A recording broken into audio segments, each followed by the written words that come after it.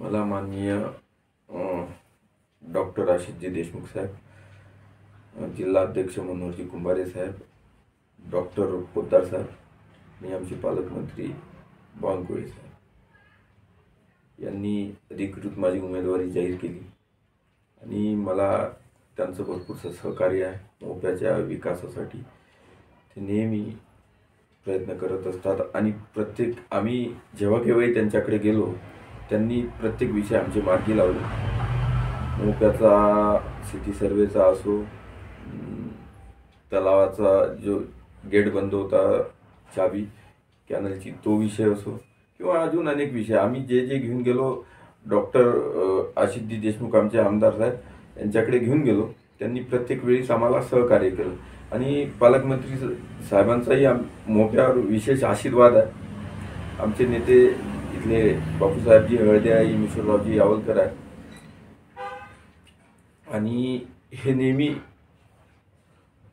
आणि प्रत्येक वेळेस पालकमंत्री साहेब असो किंवा आशिषजी देशमुख आमदार साहेब असो, हे प्रत्येक एक दिवसाआड मोप्याची विचारणा करत असतात.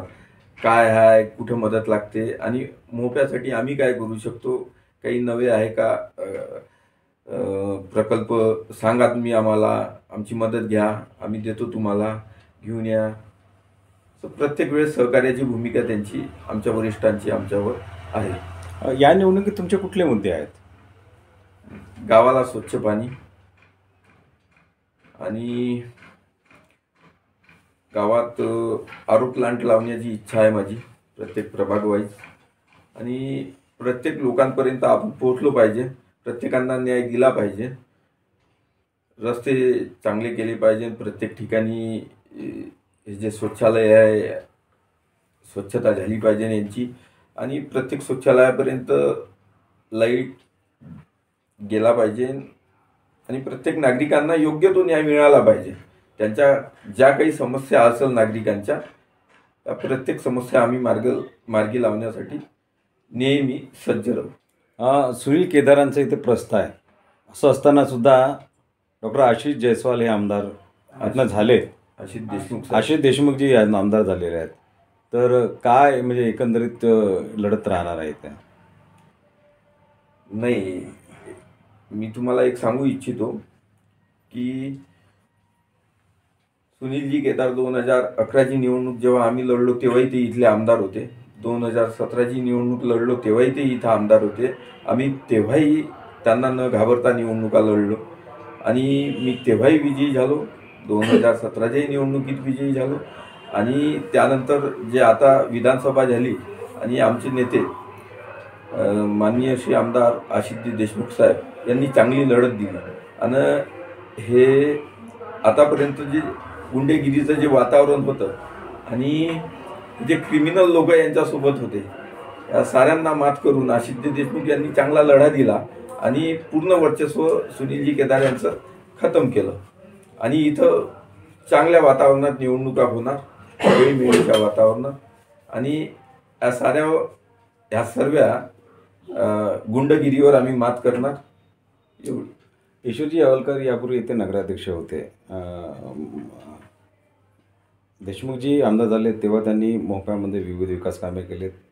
सिंचनाची व्यवस्था असो, इथे पोलीस ठाणे असो किंवा सिटी सर्वेचा प्रश्न त्यांनी मार्ग लावलेला आहे.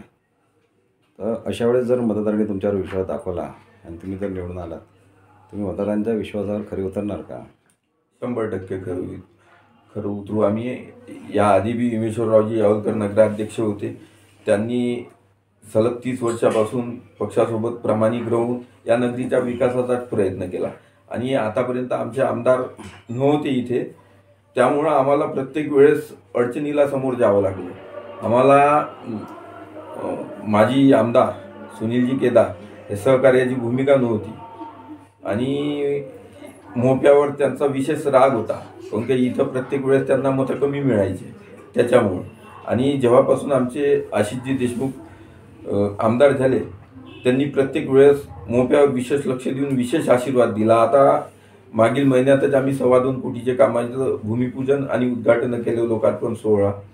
आणि भविष्यातही भरपूरशा असे आहे जे त्यांनी आम्हाला कबूल केले आहे का मी इथे इथे निधी देतो आणि तुम्ही विकास कामं आणा माझ्याकडे, मी प्रत्येक वेळेस तुम्हाला निधी उपलब्ध करून देतो, कुठेही कमी पडणार नाही मोप्याच्या विकासासाठी, असा माननीय आमचे आमदार आशिषजी देशमुख यांनी आम्हाला शब्द दिलेला आहे. इतरही भाजपचे दावेदार होते पण तिकीट न मिळालं, बंड झालेलं. अशा वेळी तुमचा विजय अवघड आहे असं तुम्हाला वाटत नाही? बिलकुल नाही. कारण का भारतीय जनता पार्टी ही कार्यकर्त्याची पार्टी आहे. इथे जातीपातीचं कोणतेही याचं भेदभाव होत नाही आणि इथं निष्ठावान कार्यकर्त्यावर विश्वास ठेवला जाते. त्यामुळं माझा विजय पक्का आहे, यात काही शंका नाही आहे. आणि जे बी लोक जातीपातीचं राजकारण करते यांना येथील नागरिक चांगला धडा शिकवणार आहे. आपलं विजयाचं समीकरण काय आहे? सर्व धर्म समभाव माझ्यासोबत आहे आणि मी कोणत्याही जातीपातीचं राजकारण न करता मी फक्त विकासाकडे लक्ष देणार. याही आधी 2 वेळा निवडून आलो. मागील 5 वर्षात माझ्याच प्रभागात साऱ्यात जास्त काम केले. विरोधी पक्ष गटनेता होतो मी. मागील जर तुम्ही 5 वर्षाचा विषय घेतला तर साऱ्यात जास्त मागच्या पंचवार्षिकमध्ये माझ्या प्रभागात कामं जास्त झाली आणि मी विरोधी गटनेता असला. 10 वर्ष मी नगरसेवक राहिलो. 10 वर्षात मी एक सर्वसाधारण सभा फक्त मिस केली, ते बी अपघात झाला असताना. नाही तर माझी आजपर्यंत एकही सभा मिस झालेली नाही आहे. मी प्रत्येक वेळेस उपस्थित होतो आणि सभा सुरू होणार त्याच्या आधीपासून तर संपेपर्यंत मी सभा सोडून कुठेही गेलेलो नाही आहे.